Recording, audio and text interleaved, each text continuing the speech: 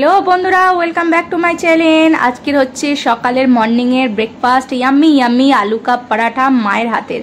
তো এখানে গরম গরম আলু পরাঠা করেছে মা এক্ষুনি। এটা কিন্তু দোকানে নয়, এটা ঘরেই বানানো হয়েছে। আর এর মধ্যে অনিয়ন, আদা রসুন, কাঁচা লঙ্কা অনেক কিছু দিয়ে এটা বানানো হয়েছে। আর সাথে রয়েছে টক দই, যের মধ্যে বিট নুন ছড়িয়েছি আমি। এরমভাবে বিট নুন দিয়ে টক দই আর আলু পরাটার সঙ্গে এরমভাবে খাবেন। অবভিয়াসলি আলু পরাটা টক দই ছাড়া চলে না, বাট এরমভাবে দিয়ে খাবেন, একটু খেতে হেভি লাগে। আর রোজকারের মতন বিয়ান এখানে চলে এসছে আমাকে ডিস্টার্ব করতে, না ভিডিও করতে দেয় না আমাকে খেতে দেয়। নিজে তো খাবে না, দেখলে মনে হয় যেন কত খায়, বাট না, যত খাবারগুলোকে নিয়ে ছড়িয়ে ছড়িয়ে ছিঁড়ে চারদিকে ছড়াবে। কিন্তু আমিও চারদিকে ছড়াবে বলে আমি নিজে একটুখানি এখান থেকে নিয়ে ওর গালে দিলাম যাতে ও এখান থেকে সরে যায়, বাট না, ও তো সরলো না।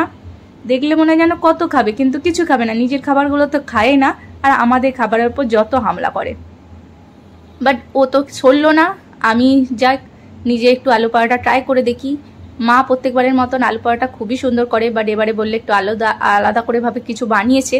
তো হবে হয়তো মায়ের হাতে স্পেশাল জাদু। এরমভাবে গরম গরম পরোটা নিয়ে আর ঠান্ডা ঠান্ডা দইয়ের এরমভাবে নিয়ে আর মুখে পুরবেন, আহা কি খেতে লাগে। তো দেখা হবে আপনাদের সঙ্গে নেক্সট কোনো ভিডিওতে। টাটা।